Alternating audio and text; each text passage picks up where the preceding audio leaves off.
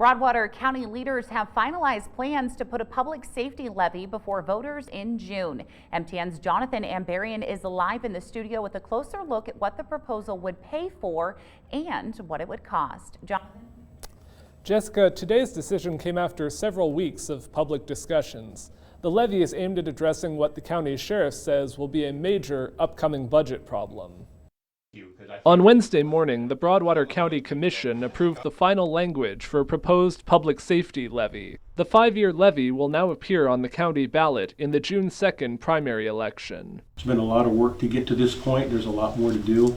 The measure would raise about $704,000 a year for the Broadwater County Sheriff's Office and Detention Center. It would increase taxes almost $54 a year on a $100,000 home and nearly $108 a year on a $200,000 home. Sheriff Wynn Meehan conducted public meetings and surveys to find out what it is that people wanted to see from their public safety. He said it's clear that people in Broadwater County want to make sure the jail stays operating. Meehan has argued for years that too much of his budget is based on revenue from housing other counties' inmates in the Broadwater County Jail. This year, that revenue pays for about 42% of the budget, including some of the patrol division. But the funding is expected to drop significantly once Lewis and Clark County finishes expanding its own detention center. Broadwater County leaders say this levy would be enough to cover the costs of operating the jail and dispatch center and keep the same number of deputies. I know it protects our best interest and it keeps the public safe and hopefully to a level better than what we're at right now. We have to have our own jail.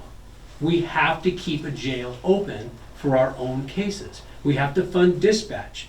People, when they call 911, there has to be someone on the other end of the phone that picks up and sends help. Now, many voters in Broadwater County will have to consider two measures this spring that could increase their taxes. The Townsend School District is proposing an $18.8 million bond issue for a new elementary school, which will be on the ballot in May. In the studio, I'm Jonathan Ambarian, MTN News.